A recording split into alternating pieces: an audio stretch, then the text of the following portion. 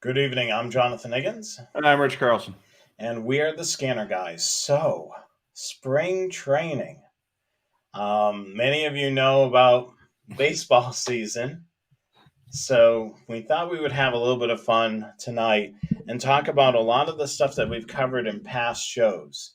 So, give you a little bit of spring training, and of course, your scanner some spring training as well. I mean, we're going to talk about a couple of slides. We'll also talk about a lot of things, to prepare your scanner for road trips as well. A lot of us are hopefully going to venture out and do a little road trip here and there, and things to prepare your scanner for that as well. Also, we had a great time, Rich, the last time we did the slideshow with all the shack photos. Yeah. We would love to do another show showing off your shacks. Um, we would love to see some new shack photos. The email address is on the screen. You can start emailing those over to the scannerguys at gmail.com. We would love to see your shack photos. What we did the last time, in case you're new to the program, is you sent in a couple of photos of your shack, a little bit of a description of what you got going on, what you Mhm. typically monitor, and then we literally put your photos into the slideshow and we talk about your shack. We take a look at it. Your shack can be one, two scanners, or it could be a whole bunch of scanners. Also, can be a mobile shack. We love to see those because nowadays, Rich, you have to get creative. Yeah, you have to. I mean, I even bought a car just because it had room to put my radios in it, and I was able to do that. I was happy. But with the cars these days, you really got to be creative on where you're going to put the radios and what radios you can put in there. Yeah, so we would love to see those as well. So if you've submitted photos of your home shack and you didn't submit photos of your car shack, we would love to see those. Yeah. The other cool thing is if you've got creative with a couple of radios and you got a little bit of antennas on the top of your vehicle, love to see that too, because a lot of people are wondering about placement of antennas. How Yeah. creative do you need to be? Of course, we talk about spacing and what such, because some of the radios you may transmit on, some of them are Right. receiver only. So you want to make sure there's enough distance away. And of course, a lot of people use NMO mounts and they're trying to plan where things go. Yeah, especially if you got to drill, you got to plan ahead before you drill. So Yeah, it's not drill a couple of times and pray for the best. You're basically drilling once and yeah, or twice, depending on how many antennas, and yeah, that's it. yeah. Measure twice, drill once. Yes. So definitely send us some shack photos. We would love to see those. We're looking forward to doing another one of those shows, but we need enough of entries to be able to Yeah. make it into a show. So we need your pictures. Yep, your Send pictures. them to that email address. All right, so let's take a look at our slideshow presentation. So I'll pop that up right It looked like we're now. getting a lot of you hit a nerve when you said it's baseball season. Oh So yeah, I see all the different yeah. teams. They get baseball's team in Cincinnati? Yes, the Reds.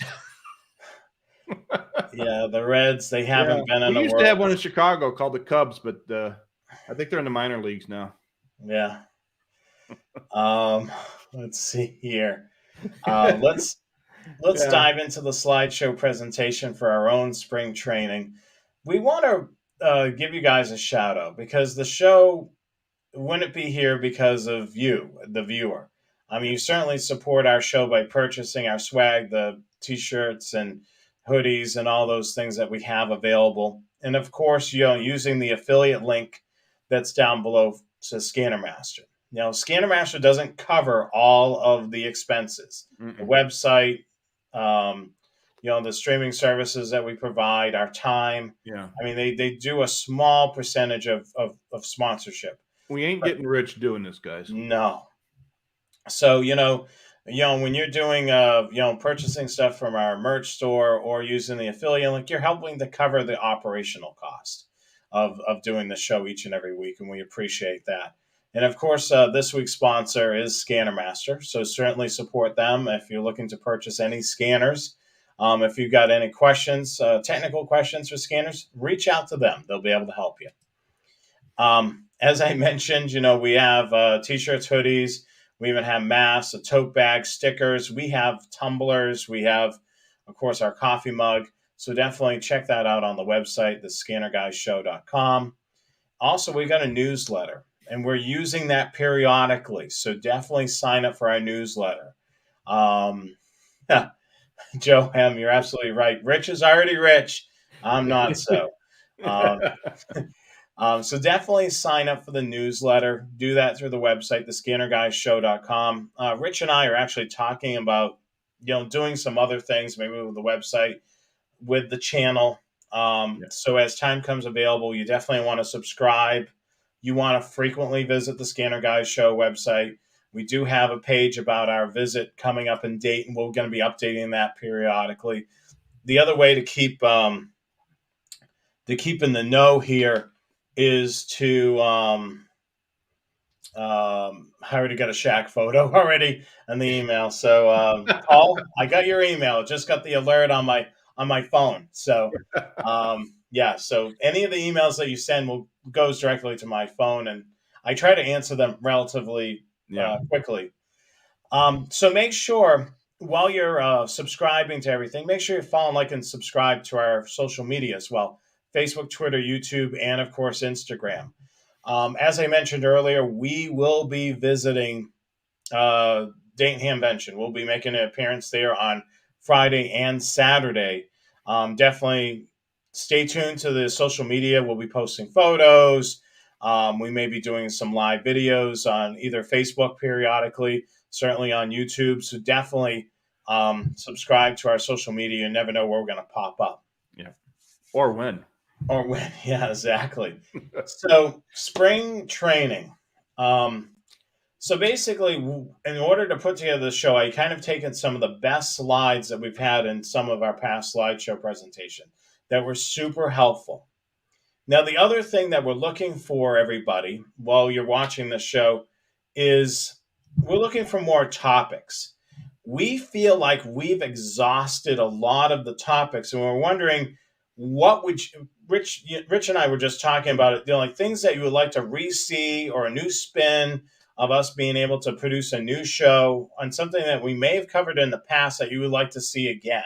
Yeah, we've already grabbed all that low-hanging fruit, and now we're looking for stuff that you guys want to hear us talk about.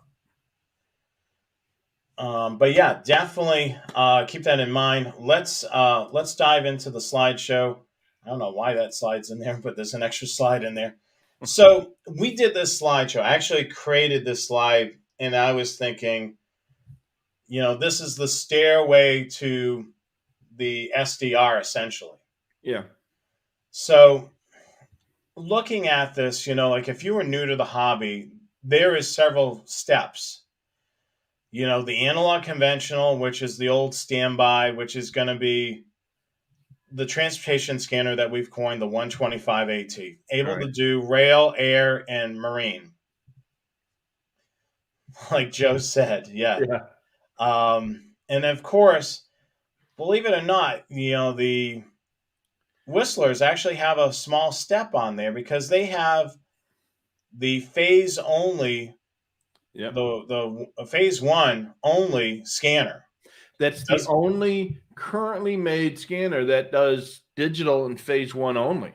Every other digital scanner does phase two. And the good thing about that is the price is not as expensive. Yeah. So with the SDS, not the SDS, the Whistler, this one, if you were able to get away with just phase one, you could save some bucks. Yeah. Yeah. If you didn't need phase two, save some money and get the WS1040 or the 1065.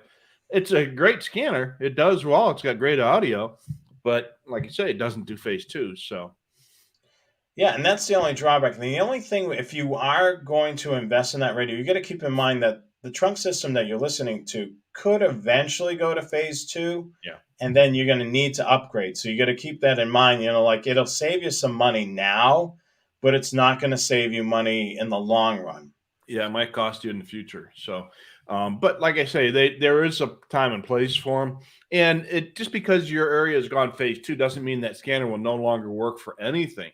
It's still going to work for other services that are either operating in phase one or conventional mode or analog. So you'll still be able to get some use out of it. It just won't be the top of the line anymore. Yeah, so we're looking at current radios that are being manufactured up the steps. And of course, Right. a lot of these radios actually have a mobile counterpart. Yeah. As Rich mentioned about the Whistler radio, we go up a step here, and we've got the we've got, of course, the 996P2 and then the 325P2, which is in the image there. Right. And this radio was unique when it came out. It was a smaller compact radio, different body style from the 346 that it replaced. And it had a bunch of paid upgrades. Yeah. DMR, Pro Voice, and Next Edge, which are paid upgrades. And it's P25 phase 2 digital. So it means works great on phase 1 and phase 2. Yeah. But those paid upgrades were something new that through Uniden. The good thing about it is you pay for what you need, essentially. Yeah. If they included all those digital modes on the radio right out of the box, the radio would be quite a bit more expensive. And so many people just don't need it. You might be in an area that has no need for DMR or Pro Voice. How many places you actually use Pro Voice? There's no Pro Voice within 500 miles of me. So there's no reason for me to pay extra for Pro Voice. So it's basically an a la carte radio. If you need it, you buy it. If you don't need it, you don't have to pay for it. Yeah, I mean, it totally makes sense. I mean, and the other thing too is if you buy the radio right away, you don't need to purchase those upgrades right off the bat. Like if you find eventually that you're interested in monitoring ham radio and they're using some DMR, you could say, okay, I'll go to Uniden's website, pay for the upgrade, Yeah, and do it then. Yeah, absolutely. I've had a couple of these radios, and I've got a few of them, and I add DMR or NXDN or both to specific radios for specific needs. And if you've got multiple radios, you can put DMR on one radio and use that for DMR, and then use all your other radios for your other stuff. So it's up to you. You can do what you want to do with it. Definitely. So the next level, Rich. Oh, maybe we should describe. So we coin basically the analog, the Whistler radio there, and then of course the 325P2. We've coined these as what we call clean slate scanners. Yeah. So in order for these radios to work, they need to be what, Rich? They need to be programmed. So I wanted to make sure I was paying attention to it. Yeah. I mean, so if you buy this radio, essentially, it's not turn it on and it magically works. It needs to be programmed for the area in which you're looking to monitor. You wrote a whole blog entry about Uniden radios. Close call is not a programming option. Yeah, absolutely. And we've had that issue where people have bought it and thinking, oh, close call, I can just listen to whatever I want to right here. Well, yeah, but it's a great feature, but it's not the feature that's going to allow you to listen to everything in your area. Exactly. So we mentioned clean slate. Now we get into the database scanners. So we're on the yellow step now. Now, one of the first handheld not clean slate, but database scanners from Uniden was the 436 HP. Mm-hmm. Now, originally, the pioneer of the database scanners was the Home Patrol 1. Yep. Which is a cross in between a handheld and a base unit. It's small enough to carry with you, but it's not exactly portable. Yeah, it's really not either. It's kind of in a class by itself. And it's great because when I got my first Home Patrol, I would program that up and I'd unplug the power cable from it and I'd walk out and sit on the balcony. It would sit on the little table next to me on the balcony, and it was great. But try to hold that up to your ear or walk around with its little. It looks like a little tiny boombox. Yeah. So you and I are pretty big fans of the counterpart of the 436, which is the 536 HP. Yeah, you've got multiple of them. I've got a bunch of them. They are, I consider that pretty much the ultimate scanner. Outside the simulcast situation, I think the 536 is kind of like the ultimate scanner. Now, I feel the same way. I like that the display on it. I like that, I like that the price tag is not as much as an STS. Yeah. Um, I like the that- fact that it's the same size, the DIN case yeah, size. form factor. It's the Yeah. same as a 996 or a 15X. Right. So, like, especially for setup like yours or mine, it fits in that traditional DIN slot. Yeah. Yeah. And so the 536 is kind of like my ideal radio. I don't have a lot of simulcast where I'm at, so it does work pretty well for me. But the SDS obviously does work better in the simulcast, but it's just quite a bit larger. Yeah, I mean, the same issue with me. I'm right butted against the tower yet Mm-hmm. again. When I was in North Carolina, I was right up against the tower, so I didn't have that simulcast issue because it Yeah. just was booming. And the same thing here. I didn't plan it on either one of the moves, but I've been lucky enough, knock on wood, to be close enough to a tower. So Yeah. segue to the SDR IQ scanner, which is the latest and greatest from Uniden. What we see photographed there is the one and only SDS 100, and of course the counterpart that's not photographed there is the 200. Yeah. These radios are the best at simulcast. Before those radios, we were selling to basically defeat that simulcast issue was the unication Yeah. mobile pagers. Yeah, and those unications are great radios, but they're more of a professional grade receiver. Um, they're more difficult to program. You really got to know what you're doing, and they're going to be more difficult, and it takes more brain power to program those. Whereas with 436 or an SDS, it's as easy as putting in a zip code if you want to go that route. But and the unications are more expensive, of course, and they have their place, but they aren't the ideal scanner for most people. They don't have a lot of the scanner features as well. Yeah, so this is basically an overview of what's available currently and the steps of types of scanners. Of course, going from the analog conventional all the way up to the SDR radio, the price also graduates up along with the features, essentially. Yeah. Yeah. The unications are limited to a single system at a time. Yeah, and there are limitations to it. Whereas with the scanner, especially with an SDS scanner, you can pretty much do anything you want whenever you want to do it, and you can do the programming from the field, which is great. Which is awesome. All right, so let's continue on. Computer programming. This is something a lot of us have lived through, including myself. I remember when I first got into this hobby, you programmed it through the keypad essentially. Yeah. And it was a tedious process, especially if you had one of those radios where it had an alpha tag display where you were scrolling through the alphabet. So, computer programming changed a lot. It basically changed the hobby. Some people complained about it. They wanted to go back to the traditional bank scanner where it was through the keypad, and some people embraced it.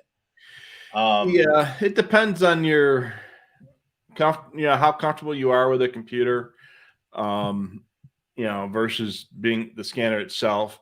Some people take to it naturally, and other people are just like, if I had hair, I'd pull it out type of guys. Yeah. So the great thing about computer programming's never locked into stone. So Yeah. that means that you can always change and recreate. You can make various topics, not topics of. I'm seeing all the topics coming in, and that's triggering various different versions of programming. So if you don't like the way you programmed it, you can go in there and adjust it. You can move Yeah. things around from system or bank or scan list or whatever you want to call it. You can move stuff around. The great thing about it, what we have now that we didn't have, is when we used to get frequency information, it came out once a year Yeah. in a book. Yeah. And the thing is now we have instant gratification. We've got a database that's online that's constantly being updated and constantly evolving, which is radioreference.com. Yeah, and it's all that information is out there, and if you've got a database scanner, you can leverage that to the radio reference database automatically. That's the whole idea behind the scanner. But with the amount of memory that scanners have these days, you can do all kinds of crazy stuff, which we'll get into in an upcoming slide. Thinking outside the box, Rich. I mean, Yeah. that's something, where you can do more with the programming. Like a lot of times with the database and radio reference, a lot of the information is conjunct together. Yep. Like I mentioned before, with the city of Charlotte, all of the divisions are all in one section. I broke it out and then put GPS coordinates for each section of or division of the police. So when I ran the GPS, it would only when I would enter into Charlotte, the way it was programmed, second Mm-hmm. I entered, I was hearing every division in the whole Yep. entire city. The way I reprogrammed the thing out of the box, I basically made it so when I drove through a certain area, I would be hearing the police activity in that area, not something that's way on the other side of the city. Yeah, absolutely. It was in using the GPS, is a whole nother facet of the hobby that we just didn't have back then. Yeah. We were talking about the police call coming out once a year for our Canadian friends, which we actually have a lot of these days. They had a book called the Heretic scanner books, and spending a lot of time up in Canada back in the day, I always had the Heretic book for Ontario or Quebec, depending on where I was going. And those were basically the Canadian Bible for scanner guys. Yeah. I mean, it's amazing now that we've gotten spoiled with radio reference. Yeah. The other thing that you and I have talked about a great deal is the memory on these scanners is huge. Yep.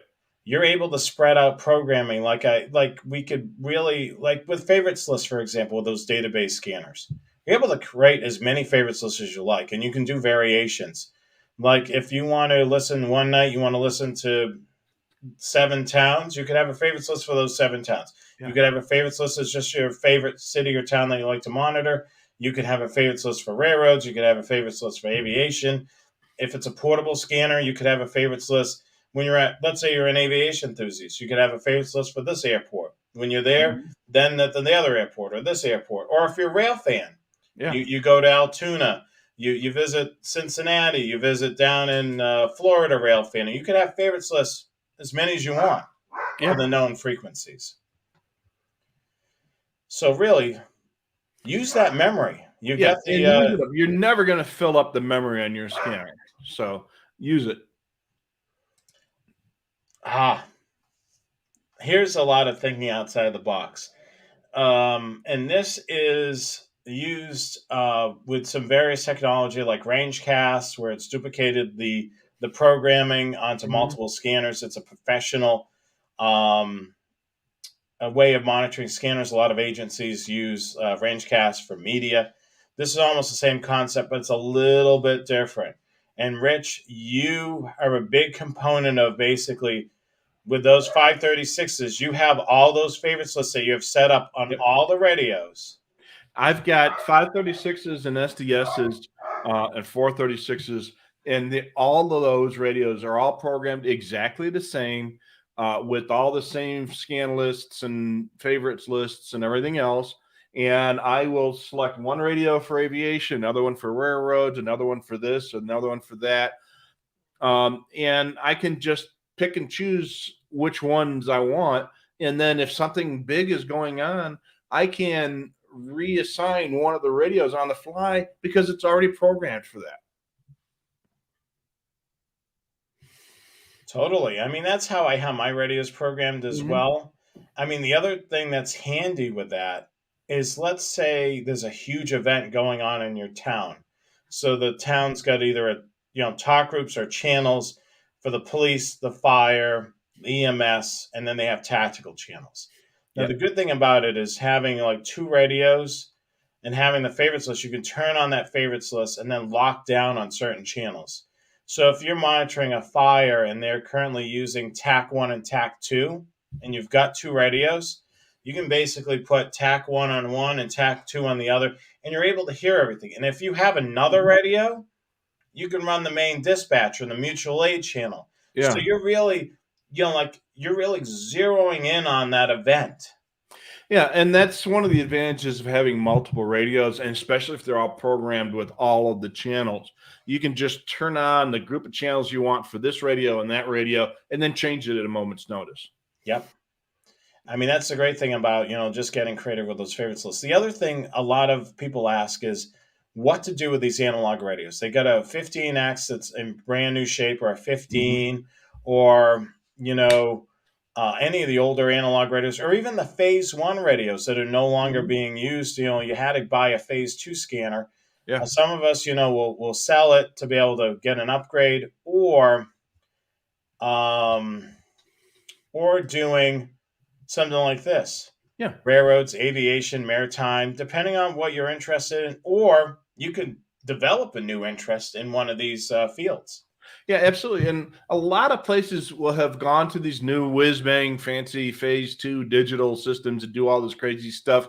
But oftentimes they will retain the old channels is either a backup or car to car use, or reassign that old police repeater, which is still perfectly serviceable. And they'll give it to the public works department, so the snowplow guys, or whatever, city services are available. That's a resource that they've already got, bought, and paid for. Let's use it for something else. So, when they do go to a big whiz bang fancy trunking system, keep an eye on the old system and see what they're using the old stuff for.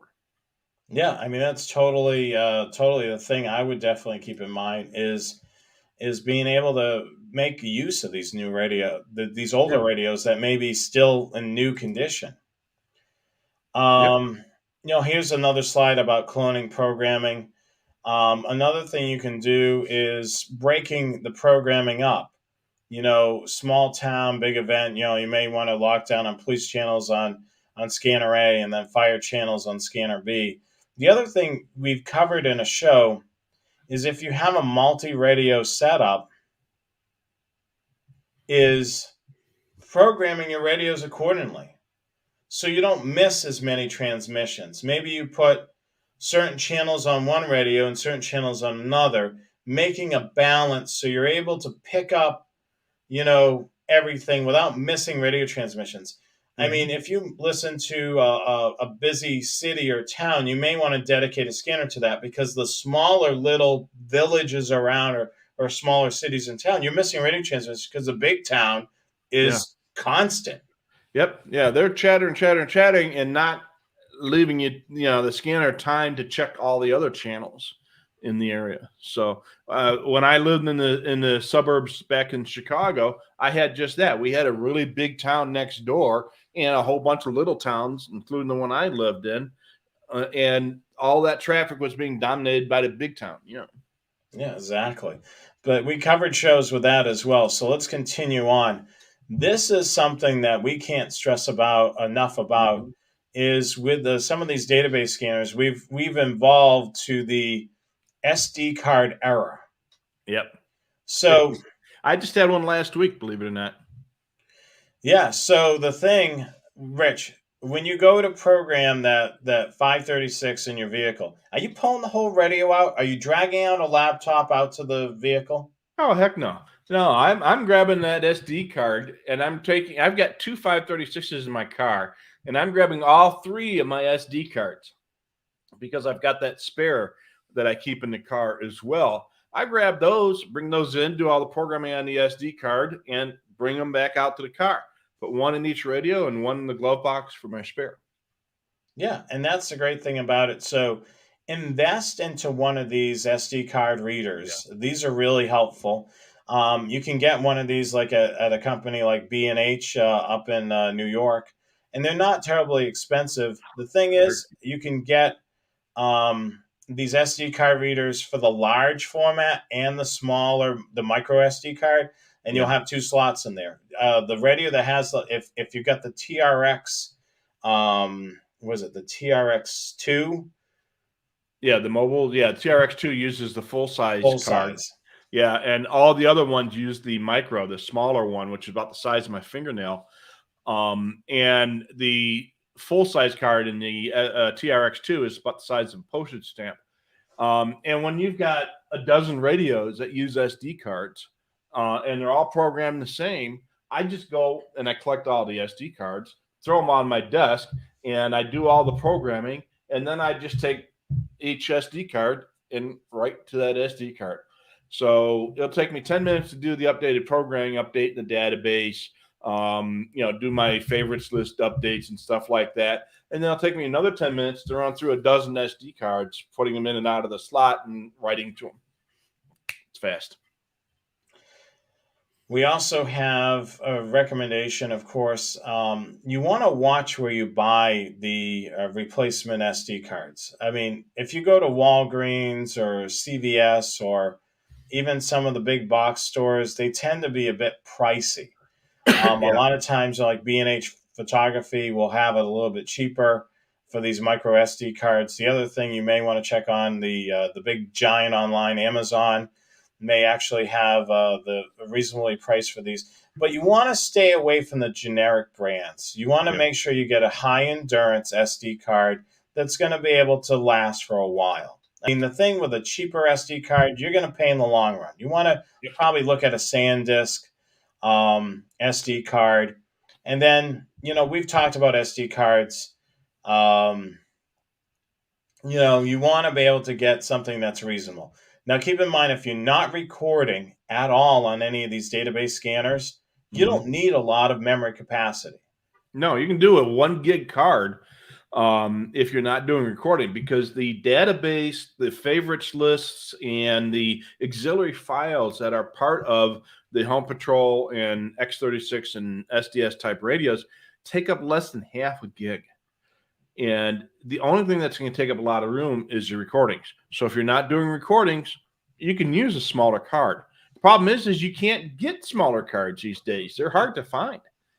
Yeah, so, you got to look around and hopefully find it. And if you've got multiple scanners, buy a 6-pack or a 10-pack of these cards, so you can make yourself a couple spares and have one for each of your radios. John asked a question, and I know I haven't wore any of them down, any of the SD cards. Have you had any issues with SD cards, doing them? I haven't had one that I could specifically point to that. I did have one of my very first SD card errors that I wasn't able to recover from a week or two ago on one of my 536s. And it's quite possible that it was just, had too many reads and writes. And I turned the radio on one day and it came up SD card error and I couldn't get the card to reformat. So I just, tossed that and put a new one in there. So that could have been that. SD cards do have a thing called MTBF, mean time between failures, which is the average amount of time or read writes, etc., before the average card will break down and no longer be usable. The problem is that is an average. So there are going to be some cards that are going to fail earlier and some cards are going to last longer. So I'm guessing that one card was the one that was, the earlier one. So essentially it's reached its end of life. Yeah, absolutely. And the other thing to remember, and I harp on this all the time, if you're not using the replay feature on your Uniden database scanner, turn it off. Because if you don't need that feature, that will drastically reduce the read and writes to your SD card. And if the radio loses power, you're much less likely to have an SD card failure, due to an improper read and write. So Yeah, I mean, it's you just catch it in the right moment when it's saving. yep. That's usually what'll happen. It'll create a fragment file. Absolutely. I have two 536s in the car, and I have them hooked up to my ignition. So they turn on and off with the car. And since I've turned off that replay feature on those two radios, I have never had an SD card failure. And I'm going on 7 years that I've had these radios in my car. And I've never had an SD card. When I first put the radios in there, I had 2 cards fail within the first 6 months before I finally realized to turn off the replay feature. Not have a problem. I'm trying to remember off the top. Top of my head. Turning off the replay feature. I Yeah, believe there's it's in the menu. You press the menu, and there is a replay. I don't know, it's in there. It's under settings, I think. Yeah, I can't remember off the top of my Under head. settings, and then replay options, and then set replay duration, and set that to off in the replay durations. So it's in there, and just if you set that to off, the replay is off, and you're not going to have a problem. Yeah, I mean, we've been advising that for years for people not to do and that. it makes a big difference. It really does.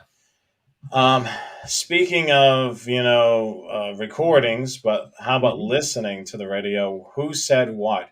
External speakers are certainly a blessing. You can basically set them apart, kind of like positioning sound in the room, so something that's coming off from this side versus this side. You know what scanner it's coming off of. The other thing that Rich you've done is of course having lights on the radios back in the day. Now the radios have LED lights that you're able to see flashing or steady. And then, of course, the other thing that we've mentioned in this segment before is volume levels. Having the primary radio at a higher volume and the secondary radio at a lower volume. For all our dispatchers, the select and unselect volumes on the console. So the primary channel, you're going to have that a little bit higher, and that secondary channel or secondary radio, you're going to have a little bit lower. So, yeah, I mean, that's for sure. Yeah. That's a good point. Jonathan mentioned having the replay feature on the railroads that do the call outs. That would be handy in that case. So you can go back and listen to it. Yeah, so if you missed the symbol of the train, that went through, you could re-listen to it again and say, "Oh, okay," and then you can jot it down, or you can add it if you're doing photography or video. You can then add it in to the post that you. Oh yeah, and like I said, don't get me wrong. The replay feature is great. It's just that I don't normally use it in the car, so I turn it off on those radios because it protects my SD cards from getting corrupted. Yeah. But going back to this thing, speaking of speakers, having a good external speaker and being able to place the audio at a specific location so that when the audio is coming from over here, that's your primary radio, that can make a big difference in your listening enjoyment. Yeah, I mean, the thing is if all coming from same direction and they're all blasting at you, it becomes noise versus actually good sound. Joe made a good point. We're still talking about SD cards. Yeah, oops. We keep on hitting the button at the same time. Yeah, I got it. Whistler does that. When you turn on a Whistler scanner that has SD card, which these days is a TRX, it does take X amount of time for a 4 gig card to have its integrity check done, and it takes a lot longer for the larger cards. So consider that when you're putting in a larger card for your Whistler scanner. On the Unitons, it doesn't seem to make any difference as to how long the radio takes to boot with the size of the memory card. All good points there. I mean, that's for sure. I've noticed that as well with a lot of the Whistler radios. It's slow. It tends to be a little bit slower to boot. This is a product that we've mentioned a couple of times. It's a Spectrum Force product sold by Scanner Master. And it's the Spectrum Force speaker silencer. If you're a ham radio operator or you're using two-way radios in a vehicle, this is definitely a really cool thing. It'll auto-mute your scanner audio anytime that you transmit on your two-way radio. With this particular device, you just simply install it. It's used with an external speaker. So what ends up happening is this little box will detect you transmitting, and then what it'll do is while you're transmitting, this is connected in the path from the scanner to that external speaker. It'll silence that external speaker, so it'll make it so the audio doesn't reach the speaker to broadcast it. And once you're done keying the mic, it'll then restore that audio to that speaker. So that's definitely a really cool thing if you're a ham radio operator or a two-way radio user and you got one in the vehicle and you don't want your audio to be drowned out by your scanner. Yeah, and they actually work really well. And you see the green wire in the picture. That's basically an antenna, and it works kind of similar to a frequency counter or a close call. It basically detects the RF in the air and says, "Oh, it's time to cut the speaker out." We've got tons of questions. While we're on this topic, I'll show this comment. The best speaker that I've used is the Uniden Bearcat BC. Correct me if I'm wrong, Joe. I'm trying to remember off the top of my head. Is the BC 23? BC 23A, isn't it? Yeah, that's the amplified speaker. Bearcat Joe's actually watching tonight. And that's one of the best speakers that I've used amplified wise. I've actually been able to wire in my scanner and 23A. I was right. Yep, Bearcat Joe. Looks like one of our Joes responded back. Yes. We got too many Joes here. 23A. Yeah. Yeah, I mean it's definitely an awesome speaker. I mean, I love the current speakers, Rich. I'm not too sure if you've seen them. They got the Bearcat claw embossed in the speaker, so it does look cool. So if you and have they're big 4-inch speakers, so you get great audio out of them. Yeah, I mean it works great. The other thing too that I like about that speaker, it has its own independent volume control on there. So if the scanner is actually away from you, you have the ability, if the speaker's right next to you, you can adjust the volume right on the actual speaker itself. Yeah. And it's a good high quality speaker and it's a good amplifier and it's able to spit out a lot of volume if you need it without a lot of distortion. Yeah, that's for sure. I guess we'll continue on. And we've talked about this before. We did a whole show, which is a really great show. Basically, we did from the antenna all the way down to the radio, everything that you would need in the path, from the type of antenna to coax cable to multicouplers to even covering lightning suppression. We did a whole show about rooftop antennas. And these are the common directions you can go with a rooftop antenna. Of course, everybody knows the diamond disc cone base antenna. It's a wideband omnidirection. And then, of course, we've got the old standby, which we're going to talk about a little bit more, is the Yagi base antenna, which is directional and a single band. Now, there was some talk at the beginning of the broadcast, some banter about the SD2s, which are a fan favorite.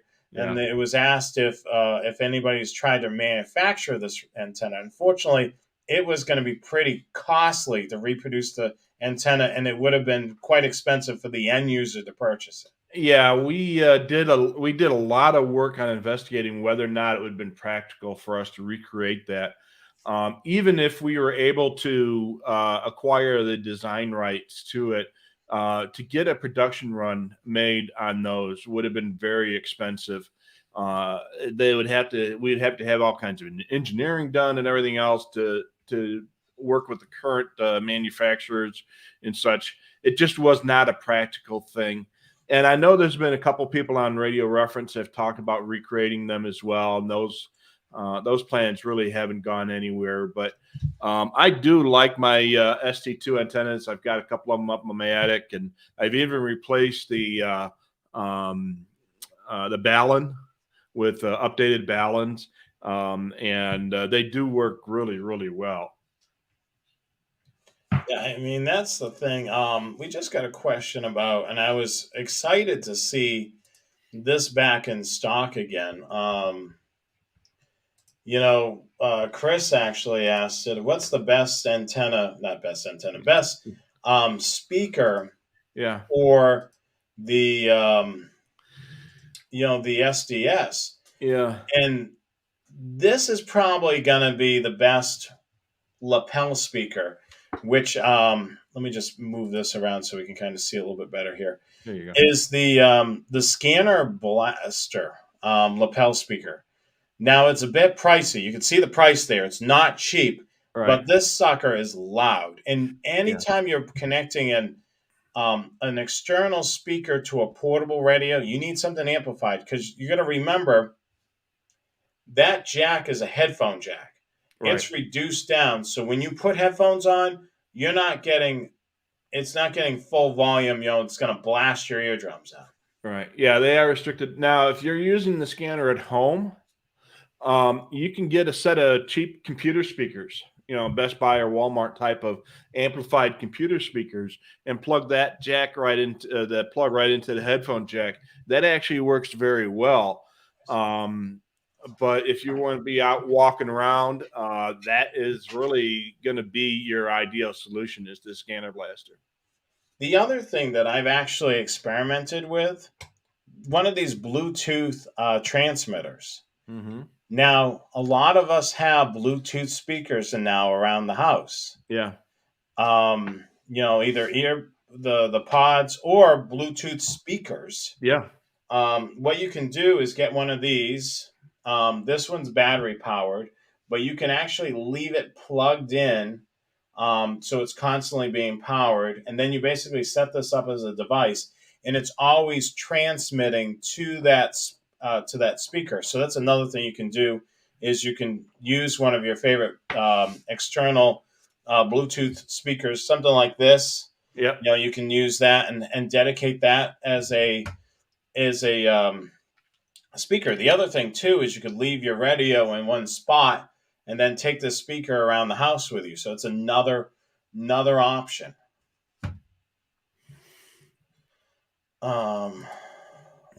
Let's continue on. We'll go back to the slideshow. I think we covered the basics of this, but we're going to continue on. We actually have more slides on this. So we just talked about the beam antenna. Now, these come in handy when you're trying to pick up a certain trunk system. I remember back in the day when Rich Barnett of Scanner Master actually had an open house in Newton. This is way back when they were at the Newton location. Yeah. It was his dad, Sumner, which was a lot younger Sumner back then, and I ended up going to the open house. This is well before I worked there. And they had a beam antenna. So the city of Worcester was on a Pro Voice trunking system.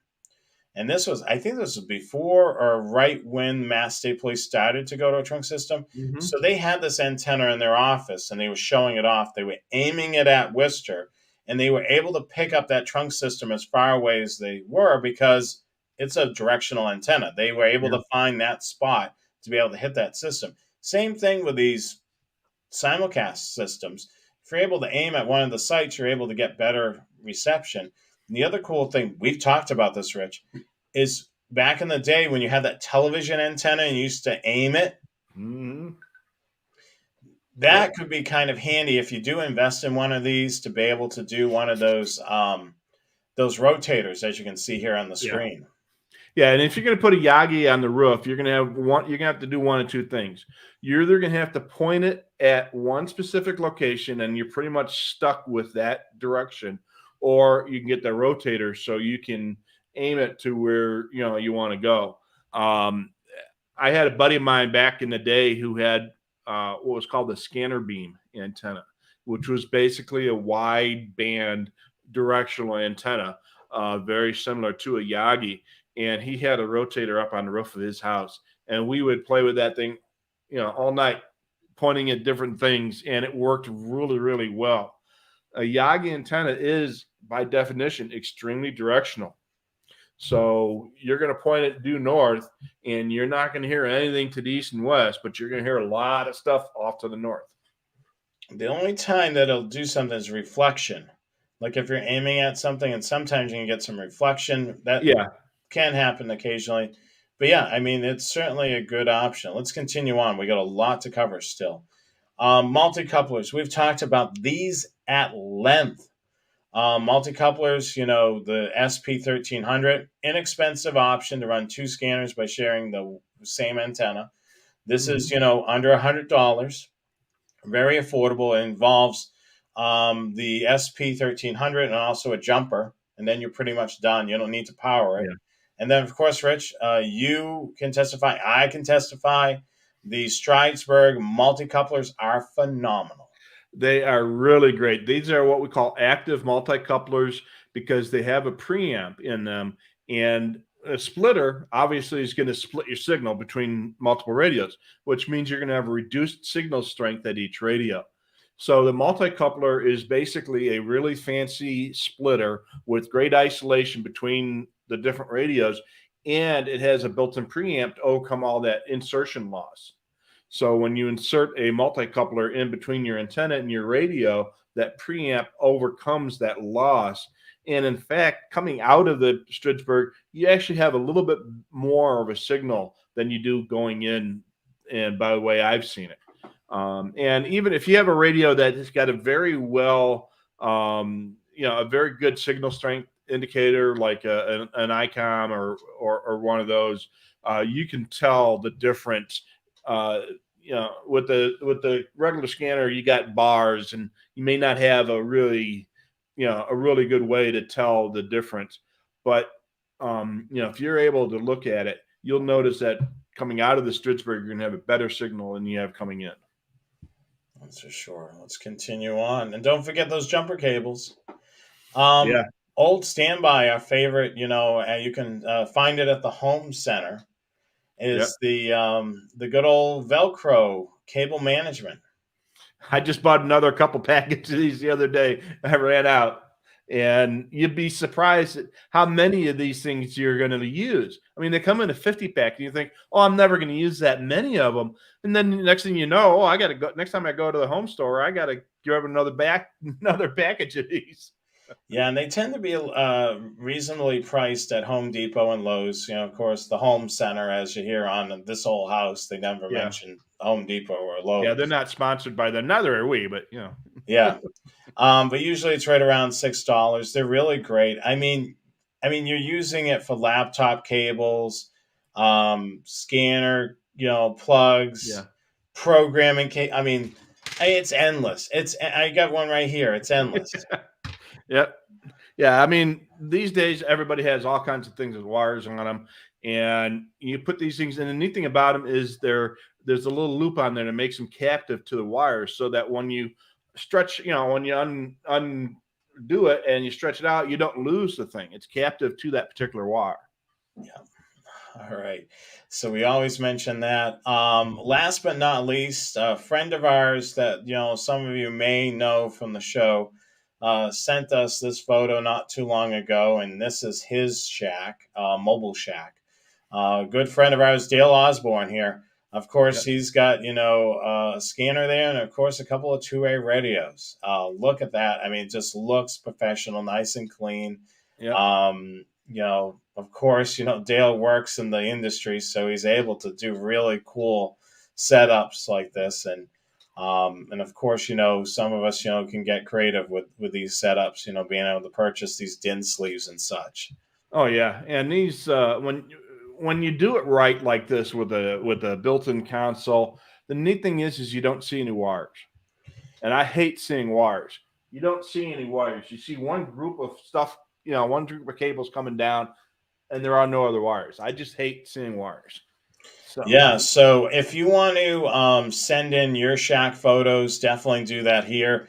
The scannerguys@gmail.com. The scannerguys@gmail.com. So, or if you're from Chicago, it's the Scanner Guys. Yeah, so definitely send over those shack photos. If we get enough of these, we'll be able to put together a whole entire show. We're actually hoping for one of the shows in May to be able to do just a shack photo, whether it's a mobile shack. The other thing too, we're looking at mobile shacks, home shacks, And also antenna setups. I mentioned Yeah. earlier, like your antenna farm on your vehicle. If you've got a couple of antenna setups at your home, or one antenna setup at your home, we would love to see that as well. I mean, you got to get creative with putting up antennas at your home. You may do a tripod, a wall mount. Yep. Um, it may be a simple antenna being able to sneak something out outside of a window if you're in an HOA or apartment or something like that. Yeah. Absolutely. So, and especially if you're in an HOA like I am, you have to get creative. I've got a bunch of antennas up in the attic, and they work pretty well because I live up in the hills. But if you're living in a valley and in an HOA, you might have to get really creative to hide an antenna outside. Yeah, so definitely. Go Yeah, bags. Yeah, Dale. there you go. Portable coverages. Yeah, hey, my truck. Yeah, we pulled Yeah. that out of the archive. Yeah, Dale. So that's really cool setup. We just want to remind you guys. We're gonna put up this slide for a second. We want to remind you guys about our announcement that we made a couple of weeks ago, which we're really excited about, and we're looking forward to the opportunity of being able to meet you, the viewer. So it's the 70th anniversary of Dayton Hamvention. It's called the Reunion, and actually, it is going to be a reunion for Rich and I. The last time that we were together, Mm-hmm. in the same space, was when we were the 2018 Dayton Hamvention. Yeah. I mean, everything that we've done together has been over the World Wide Web. Yeah, we have not seen each other in person in 4 years, so it'll be great. We're gonna actually, I'm gonna be there, and we're gonna have a lot of fun, and I'm looking forward to it. You're dreading it, I'm sure, but No, I'm okay with it. I'm excited for it and a little nervous, because we've got a lot to be able to cover then. yeah, We're excited about, being able to meet you guys. I know Chris Schultz is excited about it. I mean, he's posted a couple times in the chat here, yeah. hey, I can't wait to see you guys in Dayton. He just There posted he it. is. just Hey, Chris, we can't Hey, wait to Chris. see you too, my friend. Yeah, we'll see you there. And we're looking forward to it. So if you're in the area, it's Friday, May the 20th, and Saturday the 21st is when we're going to be there. It's actually not in Dayton. It's just outside of Dayton. It's called the Dayton Hamvention because originally it was in Dayton at that wonderful, Yeah. wonderful place where they Oh, used to yeah. have Well, a. that actually wasn't in Dayton either. Oh, It's run by the Dayton Amateur Radio Association, yeah. and Where? that uh, the Hera Arena Yes. um, was basically was a pigsty. It was a pit, and it was in a suburb called Trotwood, Okay. which is another suburb adjacent to Dayton. Okay. It was actually a pretty good place for a hamfest. Um, and but the facility itself just got old and decrepit, and they stopped doing maintenance. And the new facility in Xenia, which is the Greene County Fairgrounds, is immaculate in comparison, and a really nice facility. I'm really, I'm really pleased with how well that facility uh, has been set up for the Hamvention. It really is nice. Yeah. At least there won't be any sewerage backing up. Oh, God, I was there that year, and it was. I mean, you couldn't walk out that back door from the main building. It was just like, woo, oh, Yeah. yeah, But yeah, certainly we're looking forward to it. So if you're in the area, we love for you to stop by. We will be there. There's more information on our website, thescannerguyshow.com, where you can learn more about, how it all started with the Scanner Guys. One question that was asked before we get to the next slide, the frequency that's on our shirts, where did that originate from again? that is the main dispatch frequency for the Phoenix Fire Department, which also dispatches most of the suburban fire departments in the Phoenix area. So that is like the frequency that's always in a scanner in this area. Okay, yeah, because originally when I was designing the shirts, I asked you for a frequency, and that's what you gave it to me. I couldn't remember the Yeah. story. Somebody actually emailed in asking about that. Yep.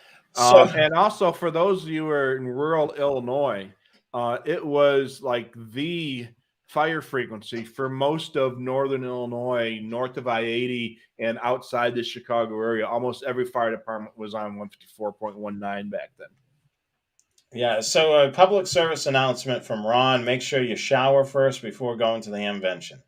Hey, I always shower the first week of the month, so I'm going to change my schedule around to accommodate Dayton this year. Okay. Limited edition. The Scanner Guys t-shirts are now available for purchase. You can purchase them on our website, thescannerguyshow.com. Yep. Thescannerguyshow.com. We have them at a special price, so they're $20. They'll certainly look great if you're out and about at the Dayton Hamvention. Make sure you wear your swag. Also, even if you're not going to the Hamvention, definitely purchase the shirt. It's actually kind of a cool design that we've taken a spin-off of the Blues Brothers One Night Only.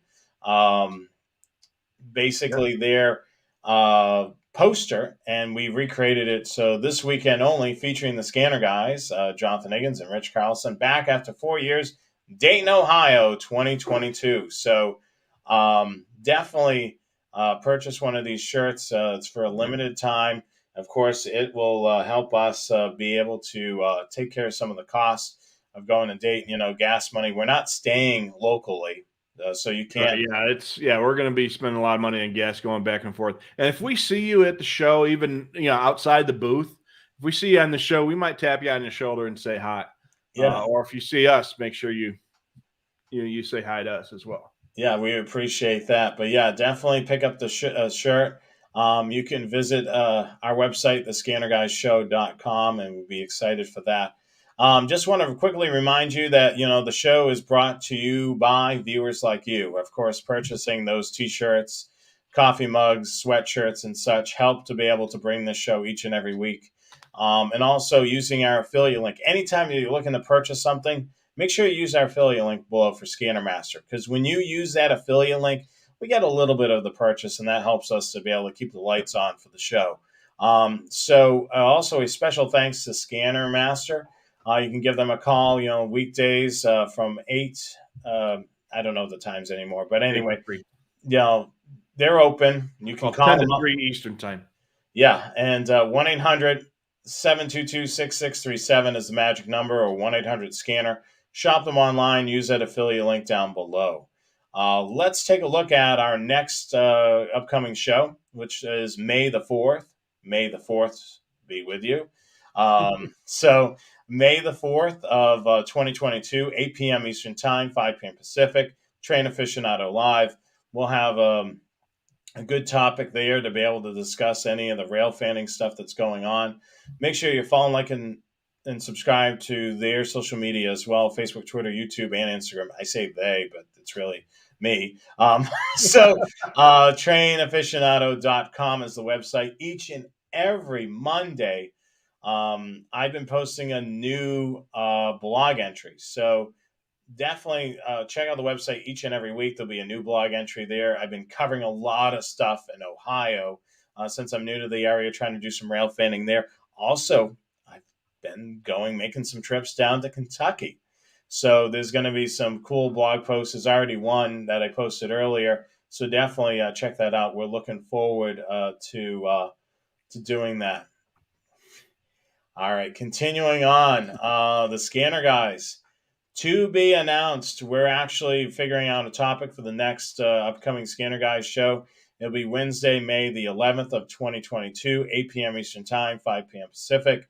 We're looking forward to that. And as always, for either one of the shows, if you got Roku or Apple TV, make sure you download the app, the YouTube app. We would love to be able to stream us on the big screen TV as well.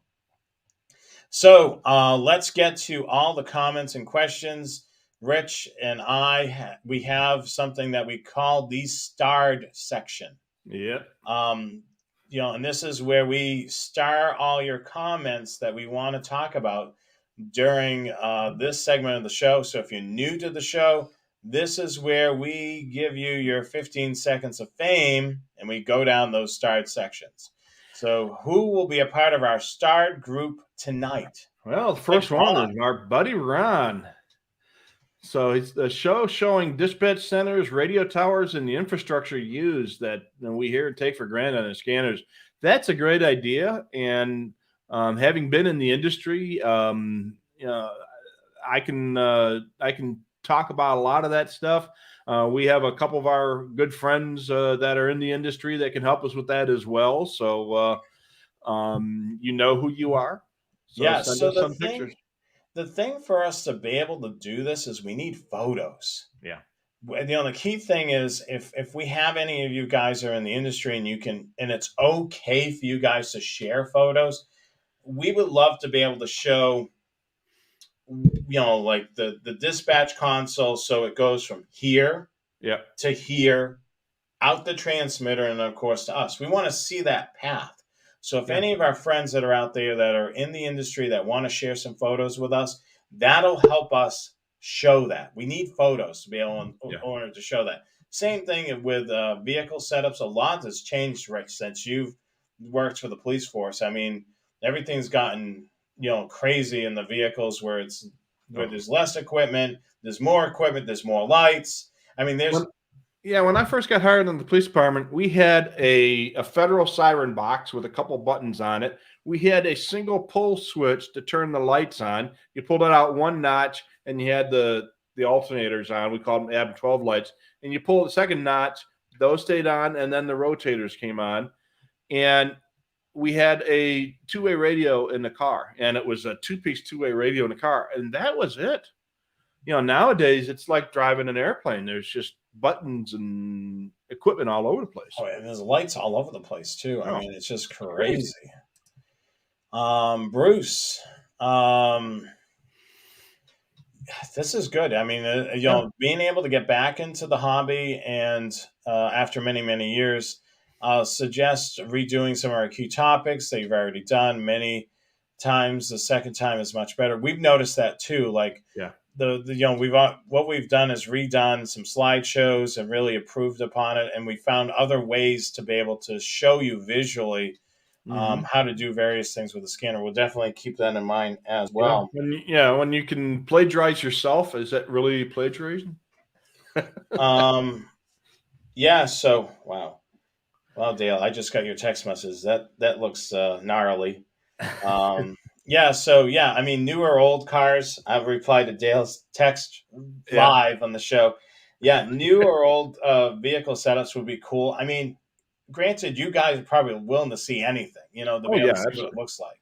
Well, we can talk about eating pizza all night, and we'll get an audience, but we want to keep it on, towards radios anyway. Okay, so severe weather and storm chasing. That's especially if you're in the Midwest, that's a huge thing. So with that, Ron, and I'm putting this out to anybody on the audience, if you know somebody that actually does the storms chasing, that would be really cool to have on the show because, one, if they photograph things, they could show it on the slideshow presentation. They can talk about storm chasing and what tools they use to do that. So I'm putting this out to all of you. If you know somebody that does this professionally or semi-professionally and they're an interesting storyteller, we would love to have them on the show because, I mean, they would be able to talk. Unlike Rich and I, we don't chase storms. As far as I know, Rich, you're not chasing storms, right? No. I run from storms. I don't chase them. So you and I firsthand cannot talk about how to chase a storm, but I'm sure somebody out there can. So that's definitely a good suggestion. You guys know a ton of people just like we do, but I don't know anybody that chases storms. So definitely see if you can get somebody to come on the show and talk about it. We would love to have them on. All right. Installation of radios, so not to get interference. So that scanner switch, the speaker switch, the Spectrum 4 speaker switch, that's a great step.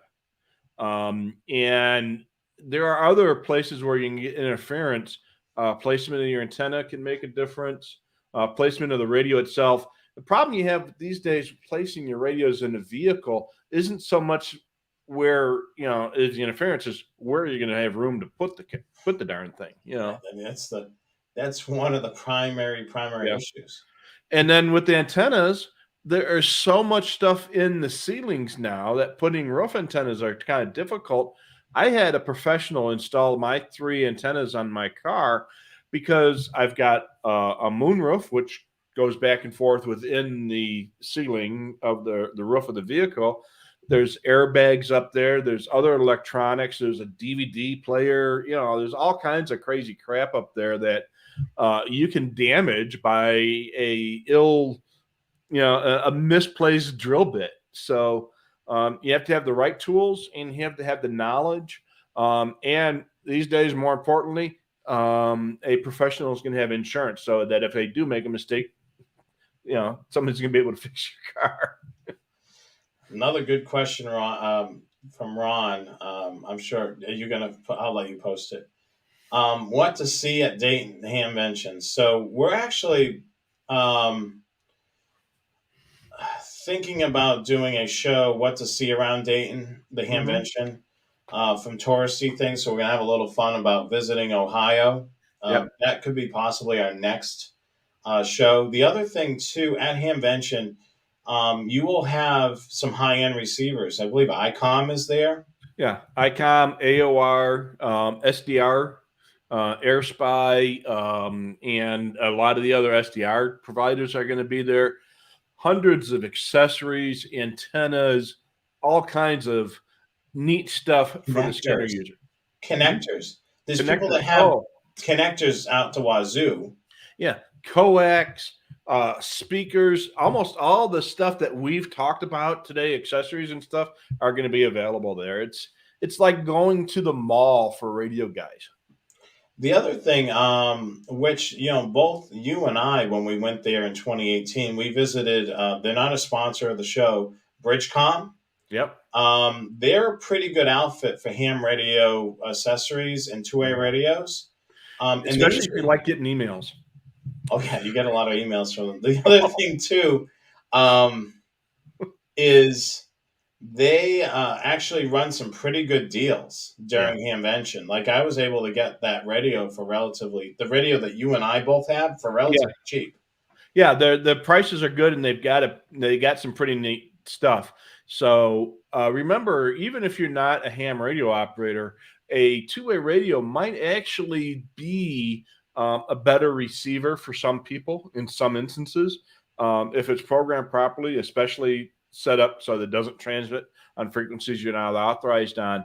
But everything in the world is so you get power supplies, you get antennas, connectors, obviously radios. There's all kinds of stuff.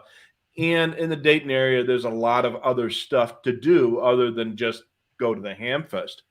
You can there's in Dayton itself, you've got the Air Force Museum, Aviation Museum there. There's a bunch of Wright Brothers facilities there, the bike shop, the field where they did their first flights, which is a great place to go to if you're into aviation. What was that other one that you mentioned earlier? Oh yeah, you're kind of giving a teaser.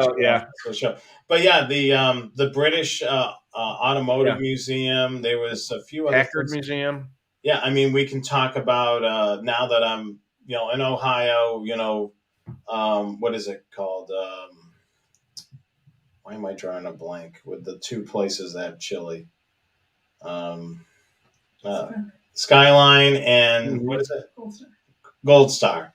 Oh yeah, Cincinnati's famous for their chili. Yeah. So there's those two things. We'll talk about that.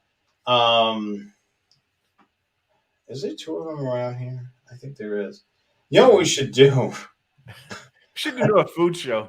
Well, while you're here, we should get you two hot dogs. One from Skyline and one from the other place, and have you try them out live on the air and see which one you like better. I mean, we could definitely do that. Well, I'm from Chicago, so we know hot dogs. Yeah. Hot dogs and pizza. That's Yeah. yeah. I mean, what is it? The hometown pizza? Home run pizza. I Home run love in. Yeah. that. The Yeah. frozen home run pizza. That's really good. Yeah. All right. And that's We the only better sausage pizza we can get here in Phoenix. we better get back to the Yeah. topic. Let's get We'll be back. here all night. All right. Scanners for newbies. Introduction. Yeah, absolutely. And we could talk about analog versus digital versus encryption. That's another great topic. Yeah. Yeah. It'll work. Yep, it will. And he followed up, and he's going to order it. So yeah, any SMA antenna will work on a 396. The thing to remember with SMA antennas is on an SDS 100, you might have some difficulties. So make sure if you've got an SDS 100, not all SMA antennas will fit on an SDS 100. And we've talked about that quite often, and we'll talk about that next time we do a SDS 100 show. Yeah. So, but when we were talking about the NXDN Pro Voice and DMR. Yeah. If you're on a road trip and you've got this radio mobily, that's probably one of the radios I would say having the 3 formats is definitely a good thing. For instance, if you were a rail fan or a transportation enthusiast and you go into Boston, you spend some time in there, the MBTA subway and bus ops are pro voice. Yep. So that may be a good thing to have that. NXDN, some of those southern states, the police departments and some of the fire departments actually went to NXDN because it's a cheaper alternative versus P25. Yeah, a lot of places in rural Illinois are doing the same thing, going to DMR or NXDN just because the radios are cheap. So yeah, they're so maybe do a little research before you go on a trip. And if you're want to hedge your bets, and then get the updates. They're really not that expensive in the grand scheme of things. They're $60 or $75 a piece per radio.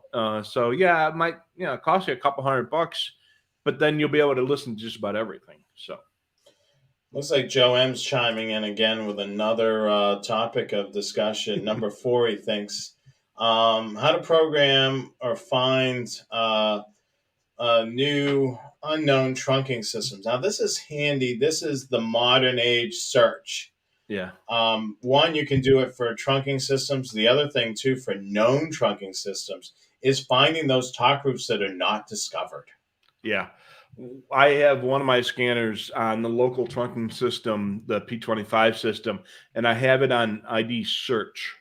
And I lock out all of the talk groups that I know about. And now the only time that radio chirps is when there's a talk group that I haven't heard before or haven't identified before. And it's a great tool to use to search out. So yeah, that would be a great topic. We spend all night talking about that. Okay. How to create a Broadcastify feed. Feeds are a very controversial topic. Oh yeah, I saw a comment in here that somebody expressed their hatred for feeds. I see both sides of that argument. Feeds have their place, but they also, like anything else, there's a dark side and a light side. So, and some of it's justified, some of it's not, but it still is there. There's a lot of controversy about it, but some police and fire agencies are hosting or sponsoring feeds of their own. So if they're going encryption, they have the feed so you can still listen to the traffic, but they can cut it off if the stuff's hitting the fan. Chicago police are going to be doing just that when they move. Or extreme delay. Yeah, they're going to be at a little bit of a delay. That can be anywhere from 5 to 30 minutes worth of delay, and it's something controllable. So there's a time and place for feeds, and but we can talk about that. Absolutely. How to program DMR and NXDN on your scanner? Yeah. NXDN and DMR programs slightly different than other digital modes, so that would be a great show topic, Les.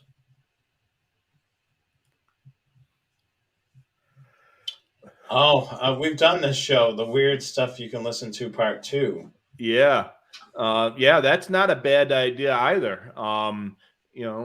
Oddball stuff that again, a lot of the stuff is more going to be, it's going to be more of a searching for type of thing, because you're not going to want to listen to water station telemetry, but being able to find it is kind of interesting.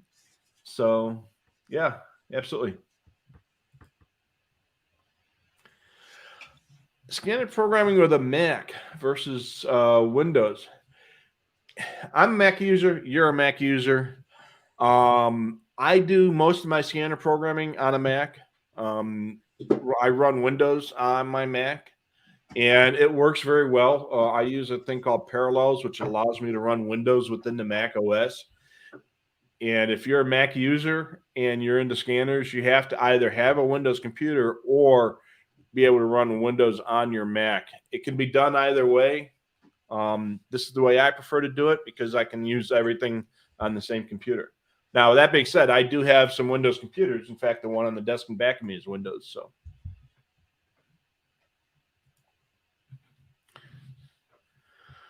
can you use an old cell phone for recording device on the tape out jack of your scanner?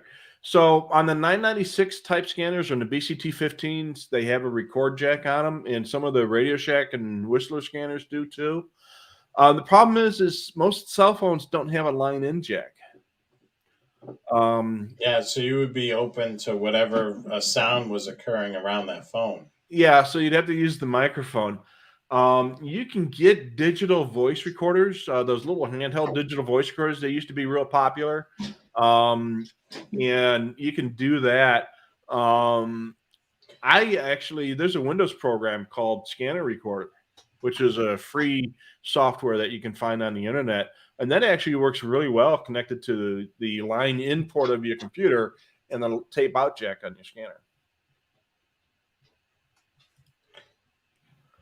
State by state shows. Yeah, we could do one state per week, and it would take about 2 years to finish off the states, and then we'd have to do the provinces as well. So, yeah, I mean, even with the Train Aficionado show, I mean, I haven't traveled the whole entire country, but you've seen a lot of the country rail fanning. So, I mean, you literally probably could with your photo archive. Today we're going to take a look at Georgia, or whatever it may be, where you're rail fan. But yeah, that's definitely. I know you've done a bit of a side note too. You've tried to hit every county. Yeah, I was doing a lot of county hunting, and I'm up to close to 3,000, maybe a little over 3,000 of the 3,400 some odd counties in the country. So basically, I'm missing portions of Alaska, all of Hawaii, and I think a couple in like North Carolina and Texas. But other than that, I've been to every county in every state in most of the states. So, well, this is good to hear. Yeah, so we're happy that you're enjoying that, and I know we talk a lot about the STS and the 125, which by the way has not yet been discontinued. We have to get that into every show as well. But yeah, we do love our STSs. They are great scanners. Can you upload an MP3 file to play when the tones get tripped? So now on the Uniden scanners, they have a feature called Fire Tone Out, which I've used extensively. I've written articles about it. And the radio has built-in alert signals. Unfortunately, there's no way to change those. And there's no way to upload an audio file in to use your own. A lot of people I know would love to hear the emergency tones, from the old TV show Emergency, to come out when the fire tones are done, or the old Minotaur sound. So unfortunately, that's just not an option on the Uniden scanners. Chris is still using his older scanners to listen to FRS and GMRS. That's a great use for the older scanners because that stuff's still all analog.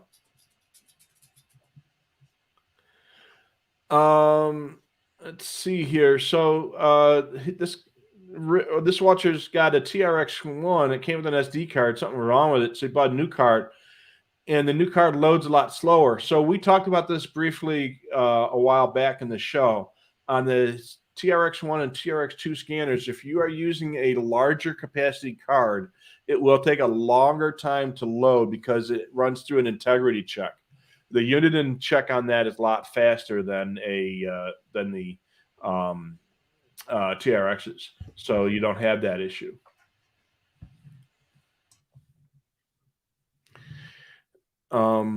Listening to railroads, you might have 2 scanners would be helpful. You can have one for the train, one for the dispatcher. If your railroad that you're listening to uses a separate channel for the dispatcher versus the road operations, CN and I think CSX does that in a lot of locations. Norfolk Southern does. Mm-hmm. Yeah. See, out west, that's unusual, but yeah, and that's how I use that Anytone that I bought from Bridgecom. I'll have one channel. It's a ham radio, so you're able to monitor 2 channels. So I have one radio, one channel on the radio set up for the dispatch and one set up for the road. So I'm monitoring the 2 of them. I still carry the 125 AT with me, just to search for other known frequencies, and of course use the scanner function of that. Yeah, absolutely. Good segue right to this.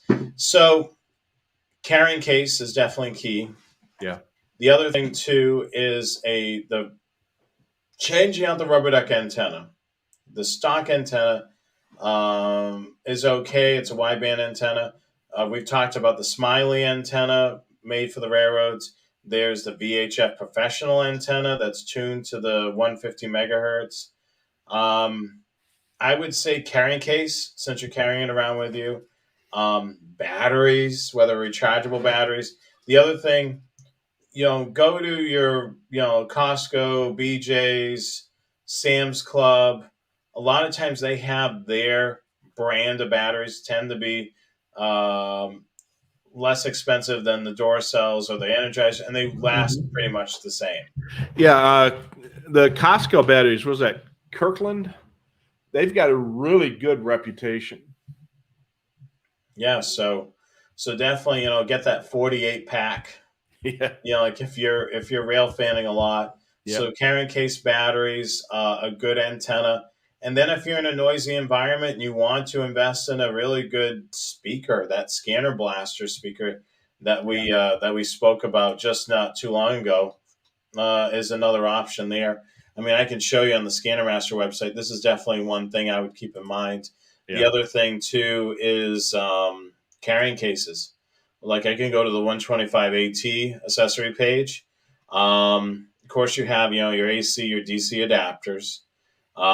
You have carrying cases.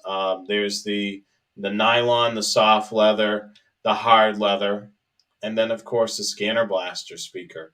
And then, of course, Butel software to program your 125 AT. It's available as a download or it's on the thumb drive. I recommend doing the download.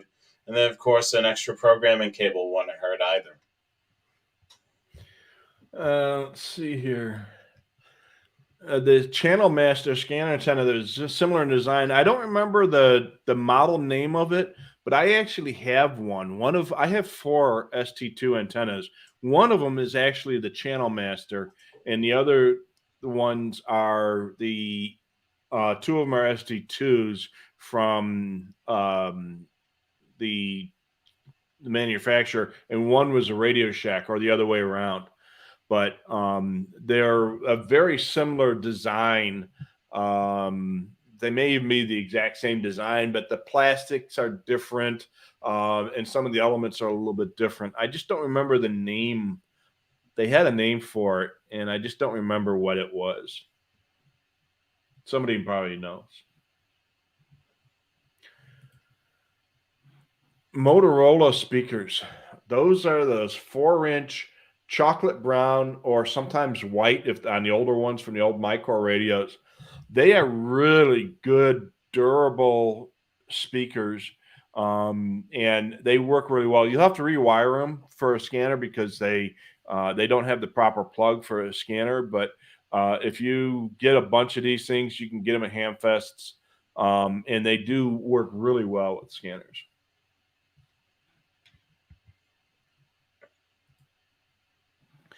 The scanner beam. Yeah, we talked about that a little briefly a while back. It wasn't really a TV antenna, but it was similar to a TV antenna. Obviously, it was vertical versus being horizontal, but it had elements. It was basically several dipole elements, um, you know, posted vertically, and there were a low band element, the VHF element, an aviation band, UHF, and the inner elements, and with the reflector on it. And it was very directional, and it was very effective. But it was made of the same uh, materials that a TV antenna would be. Oh, yeah, and Carmen answered that exactly the same way. So yeah, yeah, it was very good and it was very directional. Yeah, absolutely. All right, since you're now a Midwesterner, 50 miles away for a P25 tower, using a Yagi antenna, how high do you think you'd have to go for that? Well, it's depending on what your line of sight and what things are in between you and that you and that tower. The other thing Yeah. is the RF environment. I mean, Yeah. all those things contribute. I mean, with that, and Rich, you can testify it. You move that antenna just slightly, and you get that sweet spot. Yep. And it's finding that the hair return to be able to get that sweet spot. Yeah, and then the problem you're going to have is once you get if your sweet spot is a very narrow beam to that location, and the further you go, the narrower your range is going to be. You get a good wind blast, and that antenna is going to get moved around a little bit. So, 50 miles away with a Yagi antenna on a P25 system, it's possible, but you're going to have to be pretty high up there to do it, and you're going to have to adjust that antenna once in a while because of the wind is going to move it around a little bit. The other thing that we don't think of, and I've noticed it, here monitoring the railroads. So during the winter, I was able to hear a lot further away. Yeah. In the spring, some of the signals are a little bit more weaker. The reasoning why, the foliage. Yep. Yeah, that actually, believe it or not, when the trees are bare, it's more of a greater thing versus when they're full of leaves. Yeah, so we don't have that here because number one, we don't have trees. And the trees that we do have don't drop their leaves because we don't have the seasons. So, but back in the Midwest, that was exactly right. When I was in the Chicagoland area, boy, as soon as those leaves dropped in the falls, the reception went way up. They had a big problem up in the Flagstaff area. They were trying to use 800 megahertz up there, and it turns out that the pine needles on all the pine trees up there were just the right size to interfere with 800 megahertz reception up there because they were absorbing the signal or something like that. I don't remember all the details, but that was a problem up in the Flagstaff area because of the pine needles. So the Stridsberg multicoupler is actually very well constructed. It's really not intended to be used as a public safety, critical infrastructure device, but in a pinch, yeah. I'm sure Dale's not the only professional to have used a Stridsberg in replacement. In fact, I know for a fact because I've done it myself. They do a lot of public safety infrastructure will use a multicoupler because they'll have multiple channels connected to one antenna, and as long as you're not transmitting through it, it'll work in a pinch. Did you get Bob's? Yes. Yes, I'm actually trying to compile some of those to be able to, get together a good number of those for a show topic. So I do have those emails in. I'm storing them, and hopefully we'll have a show soon where we share those. All righty. This is a good question, and the reason why, that we, for show topic wise, we put it on YouTube, Police Scanner. believe it or not, people refer to it through search engine optimization. Yeah. Usually when they type in into Google, scanners, it'll come up with flatbed scanners, all types of scanners. So I think police scanners has kind of taken on because people know a scanner associated with police Yeah. and fire. Yeah. That's one of the reasons why us Americans call it police Yeah. scanner. And I think coming from the way back. I mean, Rich, were they referred to as police scanners way back in the Oh beginning? yeah, absolutely. When I was a kid before you were born, we were calling them police scanners back then. So So, it's a generic term. It's like Kleenex or and stuff like that. It's just the kind of generic name for radio receivers, even though you use them for railroads or fire departments, all that kind of stuff. But basically, everybody, when you talk about a police scanner, everybody knows what you're talking about. oops. Listening to businesses, that's a great topic. We'll put that on our list. Okay, we're getting a lot of these requests. Bearcat Joe, you are watching, Yeah, and you know that the invitation is there. I think Joe's waiting for something to be announced or released to make yeah, his appearance on the show. I'm guessing. yeah, absolutely. And that'll be a great show, and I'm sure we'll have a lot of fun doing that one. And Joanne has a great idea. If that radio doesn't support having it set to receive only, put an obscure ham frequency or GMRS, FRS channel, or something that you're not going to interfere with anybody else on. So that way, if you accidentally hit that transmit button, you're not talking to the police car that just stopped you for speeding. Oh yeah, you don't want to do that. No, that would not go over very well.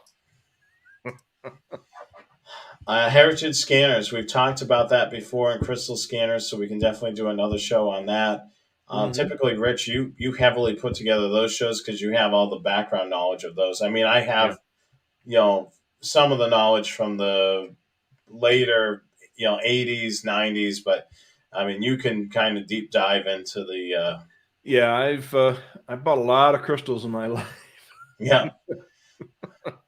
Um, yeah, be careful. Oh yes, yeah, but you want to. I mean, with these modern vehicles, like Rich, like you were mentioning, there's so much Yeah, technology in there. They're hiding it all over the place. There's airbags yeah, and things like that. Yeah, you don't want to. That's why with some of these cars, you probably want to let the professionals do it. yeah. If you're gonna do something like that, and especially make sure that if you do have a professional do it, make sure that they're insured or bonded or whatever is applicable in your area. Um, and I had my antennas put in by a local radio shop, and they've got all the insurance and certificates and everything like that. So that if something like that does happen, I'm not going to be out thousands of dollars for repairs. You know how much it costs to have an airbag replaced if an airbag goes off in your car? Oh, I'm sure it's expensive. Oh yeah, ain't cheap. That's for sure. This Reporters and stringers, yeah, I tried to get. There was a show that's on Netflix called Shot After Dark. And I tried to get some of those guys on the show, and of course, no response. If any of you guys know that anybody that's a reporter or a stringer, that would be an interesting person to have on the show. So they're not working for a television station; hmm they're working independently, and they're either pitching their video or uh, uh, still photography to to those agencies. We love to have them on the show. I'm sure they have some interesting stories. yeah, Yet again, I'm going to mention, if you know somebody, put them in contact with us. We would love to have them on the show to be able to talk about, the field they're in and being able to get them on as an interview. I think it would be really interesting for us to be able to get them on. So definitely email the scanner guys at gmail.com, and we would love that as well. We've done this next one, Rich, where we yep, talked about, sport events. I know that football is encrypted. Baseball. Have you heard about baseball? Now they're using wireless microphones for the umpires to do reviews. Have you heard the latest thing? No, Pitch. You know how the pitching they do the little yeah, showing. yeah, the pitch box. Yeah, they got a thing now where pressing buttons and they get a little. The players have a speaker that they can put in their hat and be able to hear the electronic voice. Say fastball, curveball. Oh, So the Astros must be playing, huh? yeah, so all the teams have been trying it this season. So if you watch a baseball game, the catcher's got a device where it has numbers on there, and then he presses the number of what type of pitch he's looking for, and then that tells the pitcher he can hear it in Oh, so there. they're not doing the. Yeah, well, some of the pitchers don't like it, Yeah, and some of them have embraced it. So this is basically so the other team doesn't read your calls essentially. right. Yeah. Oh, the anti-Astro device. Okay. Yeah, I mean it's interesting. I mean they've been talking about it a lot on Yeah. MLB and some of the games, and you Okay, I can. don't have a TV package, so I don't get to see those. So. But yeah, I mean it's just funny that some of them are using it. I was watching the Red Sox game last night, and the pitcher, I don't know if he wasn't hearing. It was loud, and it was getting really loud in there. And he was basically taking his mitt. Now imagine it, trying to shield it so he could hear it. Yeah. So, crazy. It's better than banging on a garbage can, I guess. Yeah, well, they say the whole thing of it is they're trying to speed up the games versus doing the calls and doing the yes, the no. I'll have to watch. I'll have to try and watch some more baseball. They usually have 1 or 2 games a week that you can have watch. Apple TV, right? I do. Okay, so on Friday nights they do have a game on Apple TV that they're hosting. Okay. So you may want to check to see if your Cubs are playing on one of those, and that you may get a good chuckle out of this. Certain pitchers using it and certain pitchers not. They definitely point it out when they're not using it. Yeah, all right, I'll do that. So apparently, Arizona is not the only state with pine needle issues. So apparently, the DOT in Washington had that the same issue. And Pulse Point. So Pulse Point is, if I recall correctly, what that is a kind of a notification service for public safety operations. Yeah, I'm not quite sure. I've heard of it, but I don't really remember exactly what they do. I'm sorry, guys. We are actually going into overtime on the show. Typically, we're done in an hour and 15 minutes or an hour and 30. We're actually at an hour 42. Okay. Yeah, I looked it up. It does notifications. So apparently, they're only putting cross street information instead of the individual addresses, so to help maintain privacy of our of people that they're hearing stuff on the scanner. So I guess that's not a bad thing. And that way they're keeping the actual physical addresses off the internet. Okay, it looks like we're getting there. So we got a couple more. Good question for you, Rich. This is something local. Yeah, Chris, I will be there on June 4th. I am a member and past president of the Arizona GMRS Computer Club, and we are having our Connection Fest, which is kind of a get together for people who are either involved in the GMRS hobby or community or are interested in it.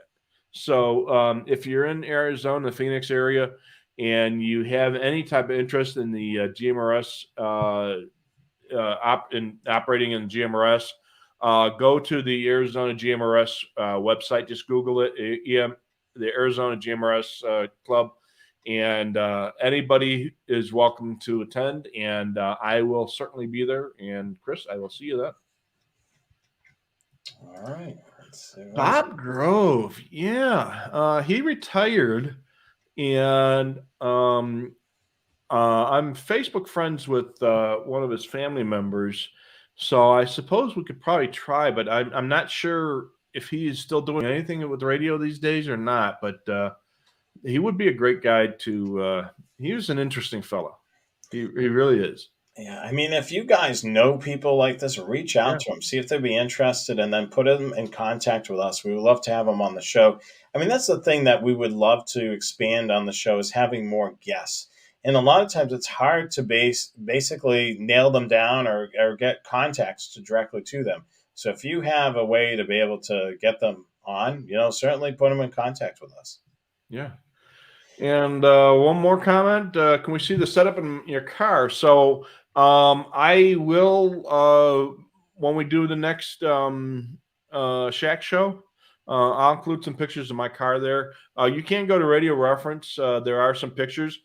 Even though I change my house shack on a weekly basis, it seems my car shack really hasn't changed. I've had this car for 3 years, and I have not changed anything in that car for the 3 years, other than swapping out a 996 for a 536.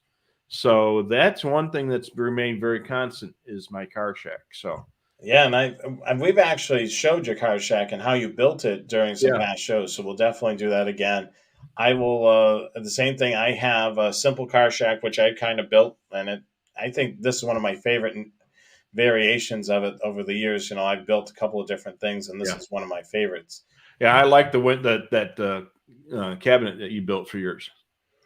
Yeah, and that about wraps it up for our questions this evening. There was a lot of questions tonight, so we're excited to be able to cover all of them. It kind of put us a little bit over.